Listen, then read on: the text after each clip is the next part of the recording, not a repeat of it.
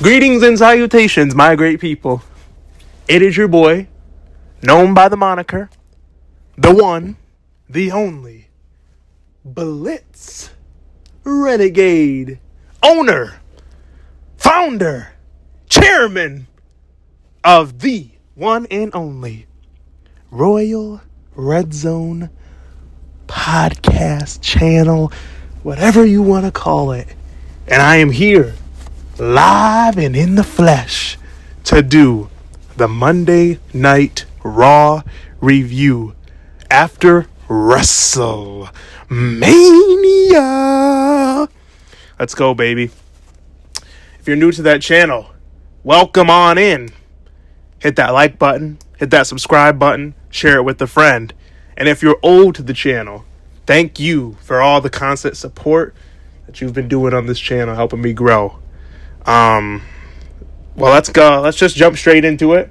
Let me quit wasting time, and let's go over this show.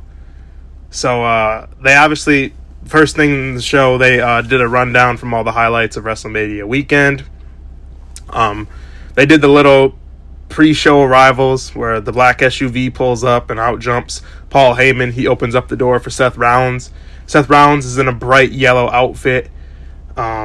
Then Heyman was wearing a matching tie to go with. They cut to the WWE Women's Tag Champions, Becky Lynch, Lyra Valkyria. They're in the building. They were going to be defending their titles against Liv Morgan and Raquel after beating them on WrestleMania.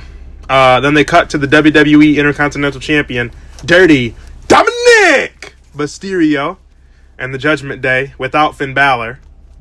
And also Dom pinned Finn at WrestleMania. And then lastly was the Yeet Master, Jey Uso, in a suit. When I seen him in a suit, I was like, oh no, like, this is, like, they're about to ruin this dude. But alright, we digress. Let's get into it. First thing that you hear is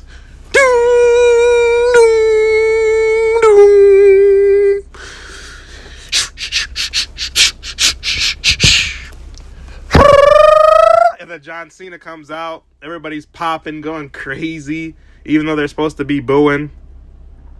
So John Cena comes down, and now congratulations, John Cena, 17th championship, surpassing the Nature Boy, Ric Flair. Everybody give me your best. Woo! So he makes his entrance, all black. Just shows his name on the screen, just John Cena, all black. And then Cena gets to the ring, he holds his title up, and there's like, I kid you not, maybe like 3.5 minutes of pyro as he's holding the championship up. And then Mr. Las Vegas, Mark Nash, the ring announcer, Cena makes him get into the ring and hands him a sheet of paper. And then Mr. Las Vegas apologizes to Cena because the announcement was considered disrespectful. So Nash reads, Mr. Vegas reads, I should say, "Ladies and gentlemen, please welcome the greatest of all time, the never seen 17, gracing Las Vegas for the final time, the last real champion, John Cena." And then Cena holds up the title, and obviously everybody cheers because they weren't mad. And then Cena starts going in on the fans, cutting a promo on them, and he says, "I hear all you guys are basically cheering." He was like, "I hear all you guys are cheering me because I came back with gold." And he was like, "You guys are proving my point that you guys only like me when I'm winning." Like basically calling out Cody Rhodes because like they started booing him. So basically he's saying like people only like Cody Rhodes because he had the championship, and WWE fans are like, you know, women basically. They only want to be with winners. But now that John Cena's a winner, he's not gonna let them join his bandwagon, stuff like that. So Cena just goes on to call the fans all these names. Eventually, the fans start, like, Cena tells them, "You aren't sorry," and then they're like, we are sorry. John Cena spins it to "we're not sorry," to "they're not sorry," and tells the fans at home, like, they're saying they're not sorry. This dude thinks we couldn't hear them saying that. I'm like, this dude Cena. So then he starts talking about how he has like 25 dates left. I think 27. He has 27 dates left. He started at 36, and he said it doesn't matter if he wrestles or not, because that still counts as an appearance or a date. But when he's all done, he will be walking out of he will be like taking the championship with him and walking out of WWE, leaving it worse off than what it is now. What he claims is going to be better, but can't be that hard to make it that much. It's going to be, it's terrible now with him, so it's not going to be that good. As he's saying all this, Randy Orton sneaks up behind him and hits him with a nasty RKO. And then Randy picks up the belt, and then they just sing his theme song and as John Cena's laying there. So we're probably going to get Randy Orton versus John Cena in Randy Orton's hometown of St. Louis, Missouri at Backlash. One more time, baby. Which that should be, they're both old, so I don't really know how good that's going to be. But I guess we'll see, man. I guess we'll see. Next up, I think it was Liv Morgan and Raquel Rodriguez versus Lyra Valkyria and Becky Lynch. And on the way to the ring, Pat McAfee told Raquel Rodriguez that he can't understand her unless she speaks English. And she got all mad, all upset. And the marks on Twitter and all over were all mad because they're like, quit being racist and stuff like that. And it's like, bro, like, he wasn't being racist. Like, none of that stuff is racist. He was just being a heel jokester and being funny. Like, I don't know. No one, when people are being heels on TV shows, they're not trying to be racist. Same thing with like El Grande Americano. Like, I see a lot of people getting upset and like it's dumb and it's racist towards like the AAA. Like, it's just edge. Like, it's just funny. Like, you're thinking way too deep into it if you're like offended by it, because it's not for offending people. It's just they're just trying to be funny. Like, if it's not funny to you, then I guess it's not funny. But they're just doing their like due diligence of just trying to get heat.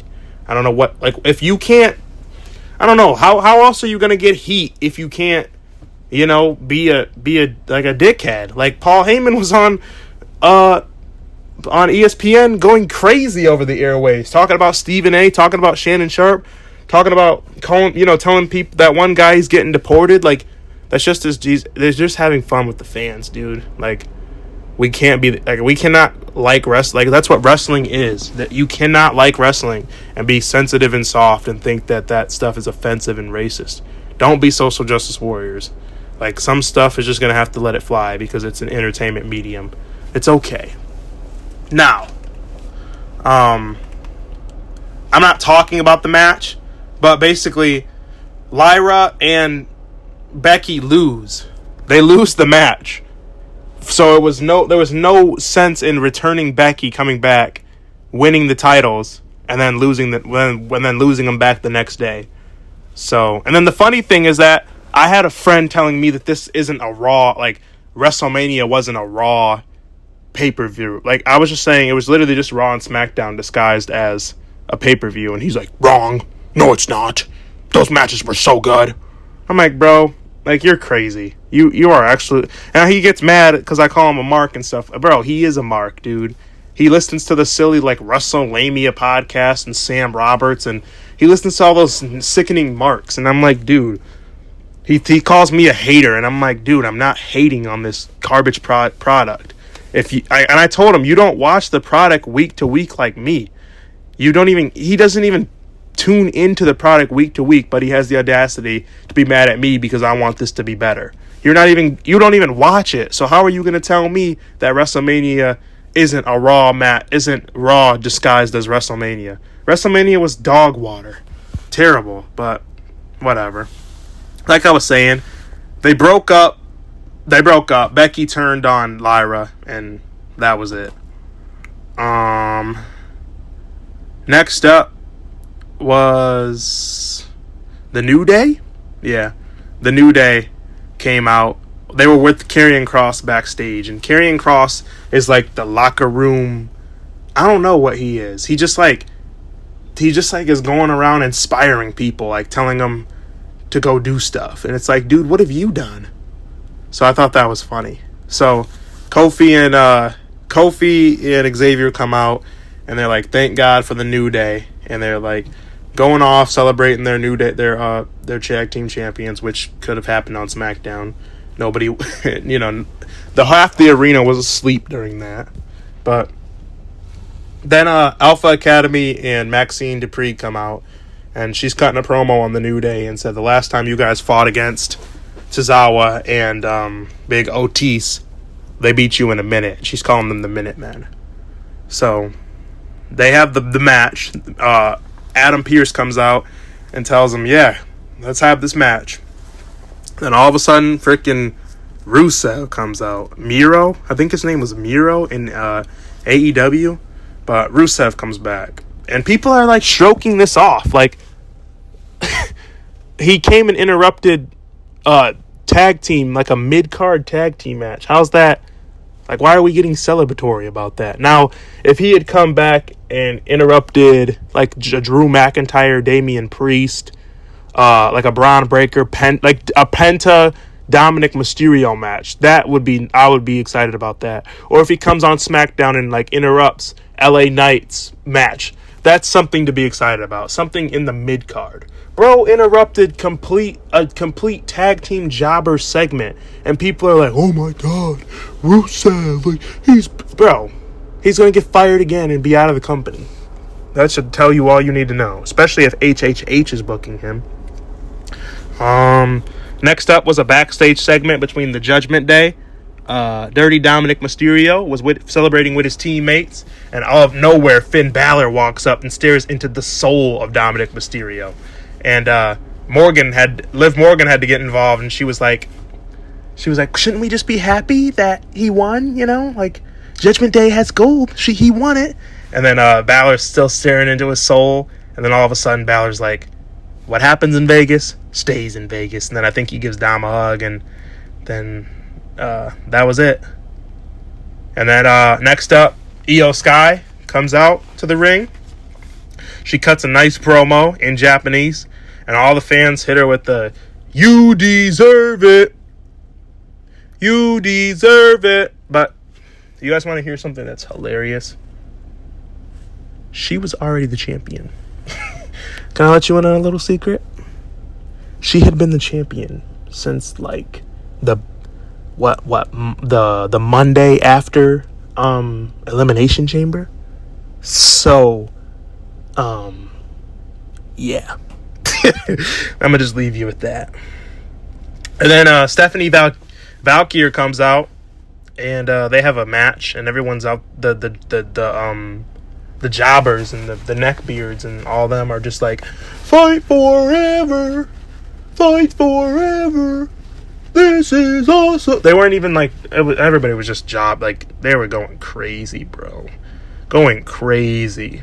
But the match went like 20 minutes. They talked for like 5 minutes, so total it was like 20 to 30 minutes. The match wasn't, it was a good match. Like, for what it was worth, it was a good match, but I don't watch wrestling like that. Like, I don't watch wrestling for that kind of wrestling. I watch it more for like the Attitude Era type stuff. I rarely watch wrestling for that. So that's why I just don't know. It just, that I wasn't like going crazy in my house, like, whoa, what's going on? Like, I don't know. So after the match was over, okay, we get a 20-minute match that gets broken up by two girls. I can't even remember their names, but two girls came out there and they broke it up. Let me see what these girls' names were. It was like Roxanne Perez and somebody else. They came out and broke up the match. And it's like, bro, Julia and Roxanne Perez. They come out and interrupt the match. After 20 minutes of fighting, we get a double count out, double DQ. And then Rhea Ripley runs out. She beats up Perez, and then they stand toe-to-toe against Io. And so we're probably going to get one-on-one Io versus Rhea, which is stupid because now Bianca just goes back to SmackDown and just fades away. Like, no, only one who really deserved the match. Just, I don't know, that's just stupid. Only one who really, not deserved. The only one who won the match that she should have been in. Like, that's stupid.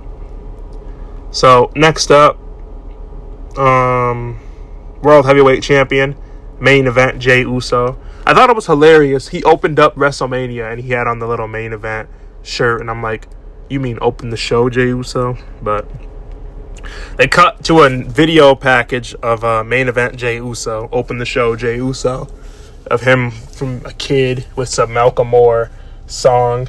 And it was Yee Yee. Then he comes out from the Shield position and he just yeeted for like 15 minutes. He cut a promo. He said he wanted this since he was a kid. Now he's got it. Yeet. It was a hard road and it wasn't easy. Yeet. At WrestleMania, he gave his all to beat Gunther and he made him tap. Yeet. And then, he tapped out. He tapped out. He tapped out. Chants start to kick in. He's very grateful and happy that he can finally carry this on his shoulder. Yeet. He'll show up every day and put in the work. And he hopes that the world is excited to have him as their heavyweight champion.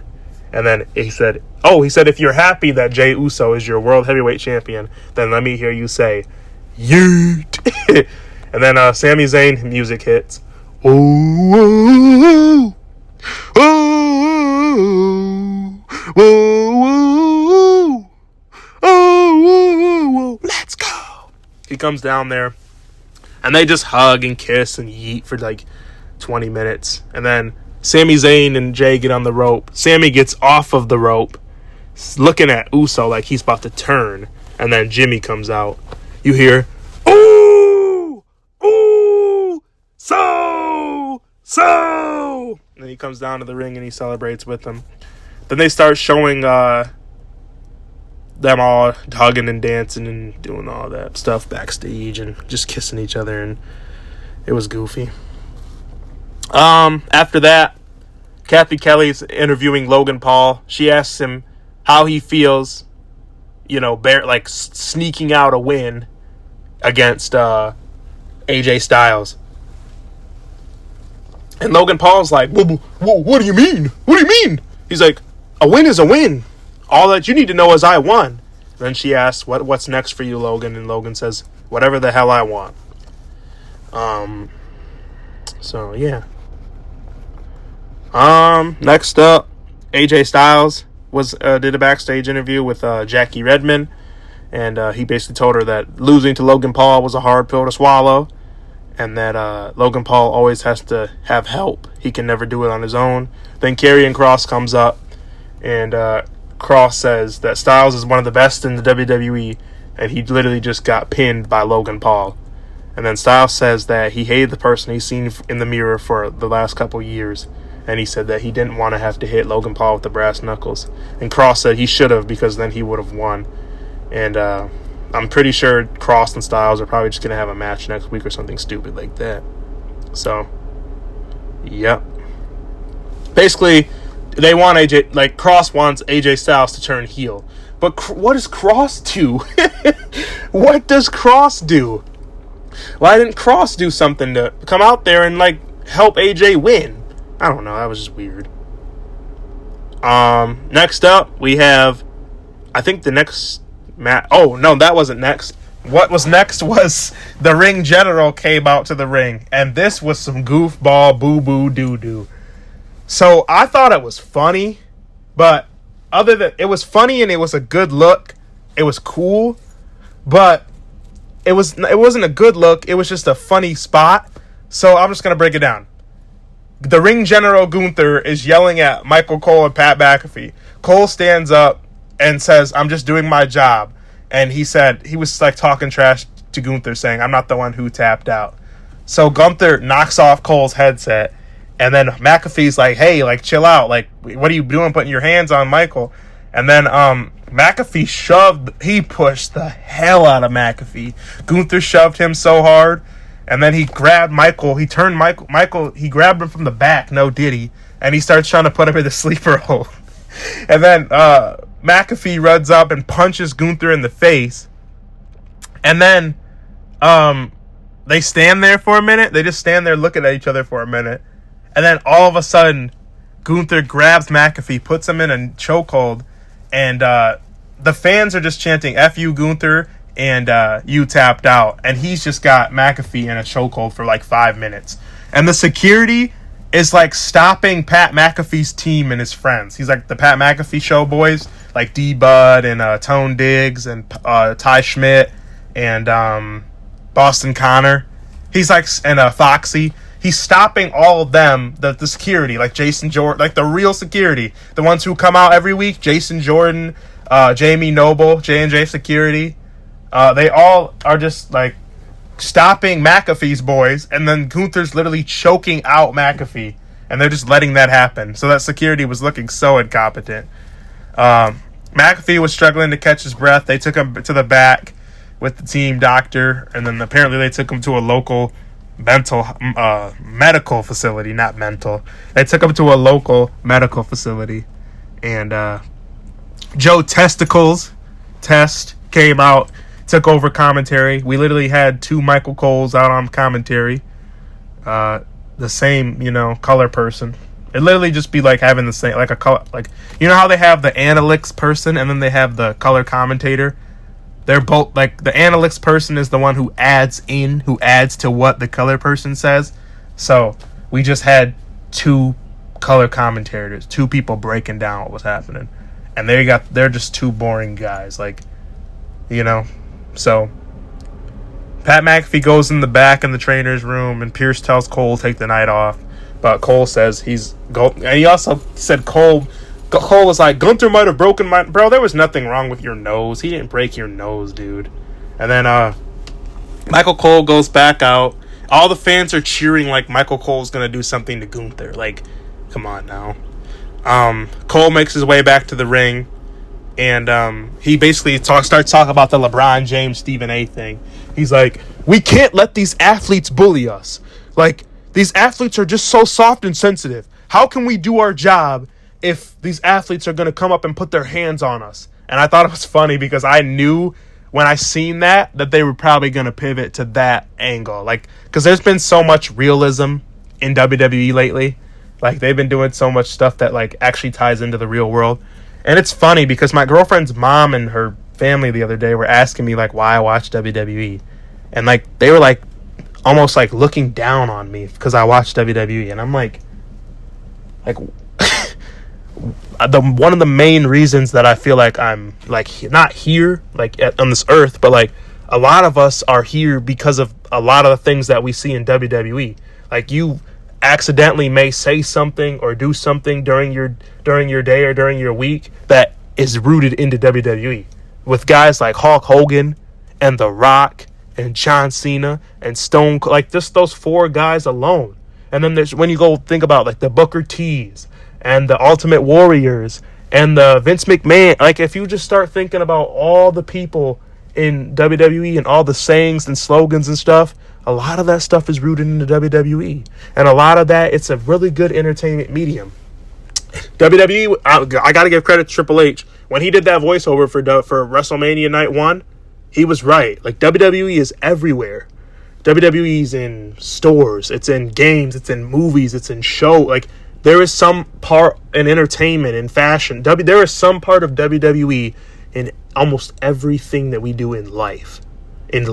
So, yeah, I kind of took that, like weird, because, like, without WWE, like, I'm not saying we would, like, when I say we wouldn't be here, I'm more so, like, meaning it, like, figuratively. Like, there's a lot of things that wouldn't be, like, what they are without the help or the assistance or the hand or the callbacks to WWE.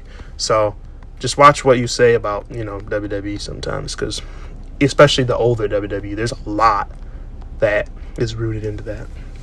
WWE Intercontinental Championship between Dirty Dominic Mysterio and Penta. Dirty Dominic Mysterio wins. with assistance from JD. And, yeah, that was that. He won his first match in so long. And then after that, Burn It Down comes out, all yellow. And they cut a promo. I think I was hearing people in the community say 20 minutes to do the entrance. Something like that. Before he even talked, it was like 20 minutes. So, basically, Punk comes out, they fight. Roman comes out, they fight. Roman beats up Rollins, and then he goes to Superman Punch Heyman, and then he gets to spear Heyman. Braun Breaker, for some odd reason, comes out, and then he spears Roman through the announcer or the barricade, and then that was that. And also, during their segment, the little Paul Levesque thing came up. The little Paul Levesque Lee Fitting thing came up, executive produced by. That came up. And then I thought it was going off the air, but then Roman came out. But they were taking long last night. But yeah. So that was all. This is a new faction between Braun Breaker, Seth Rollins, and Paul Heyman.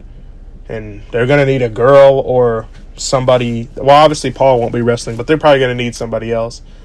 I don't know what you're going to call this faction. I don't even know why this faction is a thing. But I guess we'll see. That's it for your boy, Blitz Renegade. That's your Monday Night Raw review. This show was like a 4 out of 5. Like, I'm not going to get caught up on it. A lot of people were saying it's good, but there's just so many holes and so much. It was, for a Raw after Mania, it was good, but I feel like they were kind of just throwing a lot of stuff together just so that, for the shock value, just kind of like what The Rock did in them for WrestleMania to sell tickets. They're just trying to get that intrigue and get people to not be mad about WrestleMania being terrible. So don't let them fool you guys. Like, they're only doing this and throwing this stuff together so that people will it'll bring eyes and sell tickets and keep the product hot. So, yeah, like I said, this was like a construction site 4, which means it's a 2. So, you'll get that on the ride home. But, alright, I'm going to bounce up out of here, y'all. Thank you guys for tuning in to the Raw Red Zone channel with your boy Blitz Renegade. We'll have some new videos coming out this week. NFL Draft, Friday Night SmackDown review. We're back in full effect. Thank you guys so much. No holds barred, no flags thrown, sometimes no fouls drawn. Peace.